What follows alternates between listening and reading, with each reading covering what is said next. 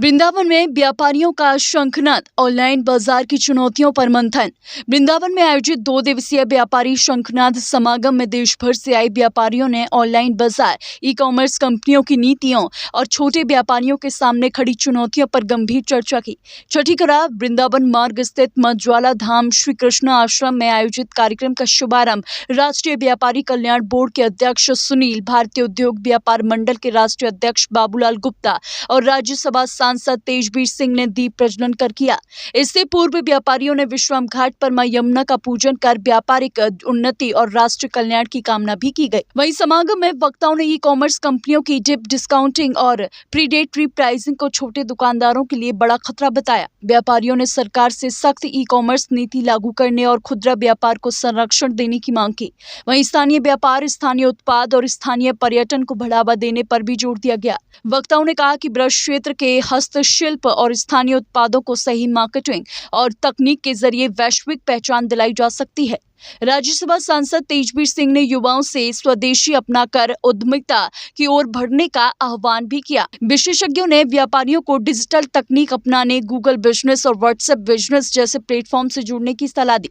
कार्यक्रम में व्यापारियों की एकजुटता, आत्मनिर्भर भारत और व्यापारी हितैषी नीतियों पर विशेष जोर दिया गया। देखिए, हमने सबसे एक ऐसा मामला था जो फूड लाइसेंस को लेकर व्यापारियों की समस्या थी, वो केंद्र सरकार ने अब 1 लाइसेंस सिस्टम कर दिया है। उसकी लिमिट भी 12 लाख से बढ़ाकर 1.5 करोड़ तक कर दी गई है। और यही हमारे किसान बंधु और व्यापारी बंधु हमको वहाँ आड़त को लेकर भी मिलने आए थे, उसका भी हमने निराकरण कर दिया है। और आज भारतीय उद्योग व्यापार मंडल के द्वारा आयोजित 28 राज्यों के जो प्रतिनिधि आए, उनके बीच में हमने भारत सरकार के व्यापारी कल्याण बोर्ड की जितनी रूपरेखा थी उसकी जानकारी, उसके द्वारा किए गए निर्णय, उसमें चाहे ओवरबर्डन और कंप्लाइंस की बात थी, उसमें 40,000 कंप्लाइंस को रद्द करने का कार्य भारत सरकार ने किया है। और इसी प्रकार से जो कानूनों में परिवर्तन है, छोटे छोटे कानूनों पे जो आपराधिक मामले पे जेल हो जाती थी, उसको भी भारत सरकार ने रद्द करने का कार्य किया है। अभी जन विश्वास बिल माननीय पीयूष गोयल जी ने हाउस में जो प्रदर्शित किया है, उसमें 1000 ऐसे कानून कायदे हैं जिसको रद्द करने का कार्य किया है।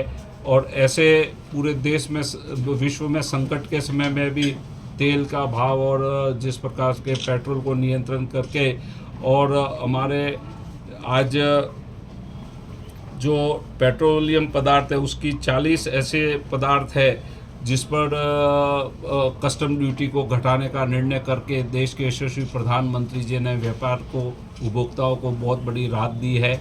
और आज हमने बहुत डिटेल में पूरी चर्चा विचारणा करके, और हमने कहा है कि व्यापारियों को किसी भी प्रकार की कोई भी समस्या हो, उसका समाधान, निराकरण, सुझाव के साथ सोमवार को हमारी जो वीसी चलती है राष्ट्रीय व्यापारी कल्याण बोर्ड की, उसके माध्यम से आप सोमवार को 3 से 4 बजे, जिसका दूरदर्शन पर स्टॉल भी चलता है, आप उस लिंक के साथ जुड़ सकते हैं और अपनी बात को कह सकते हैं, जिसका निराकरण और समाधान सुगमता से, सरलता से देश के यशस्वी प्रधानमंत्री जी के नेतृत्व में आज़ादी के बाद पहली बार ये बोर्ड बना। और माननीय प्रधानमंत्री जी की नेम है कि अर्थव्यवस्था को जिस तरह से आगे बढ़ाने में, विकसित भारत को आगे बढ़ाने में जिस प्रकार से वो कार्य कर रहे हैं, उसमें उन्होंने हर एक व्यापारी को भयमुक्त वातावरण में व्यापार होना चाहिए, कम से कम सरकारी हस्तक्षेप होना चाहिए। वो बोर्ड के माध्यम से व्यापारियों के बीच में कड़ी बनकर इस कार्य को करने की हम बहुत अच्छे से पराकाष्ठा कर रहे हैं। और आज पश्चिम बंगाल की धरती पर जिस प्रकार का परिवर्तन हुआ है, और एक देश की आर्थिक राजधानी कहे जाने वाले कलकत्ता में, और पश्चिम बंगाल के व्यापारियों के लिए और उपभोक्ताओं के लिए, आम नागरिक के लिए जिस प्रकार से भारतीय जनता पार्टी के नेतृत्व में सरकार बनी है, ये इस बात का आज स्पष्ट कहा जा सकता है कि देश की आम जनता ने माननीय प्रधानमंत्री जी के नेतृत्व में अपने भाव को समर्पण के साथ समर्पित कर दिया है। हर एक व्यक्ति नए भारत के साथ जुड़ना चाहता है, और पश्चिम बंगाल भी डबल इंजन की सरकार के माध्यम से नए भारत की परिकल्पना में आगे बढ़ रहा है। उसकी भी हमने चर्चा विचारणा की। और आज उत्तर प्रदेश को उत्तम प्रदेश बनाने का कार्य माननीय योगी जी के नेतृत्व में हो रहा है। और यहाँ जो लॉ एंड ऑर्डर की जैसी आज समीक्षा की जाती है, जिससे व्यापारी को बहुत बड़ा लाभ हो रहा है और व्यापारी बहुत खुश और संपन्नता से आगे बढ़ रहा है।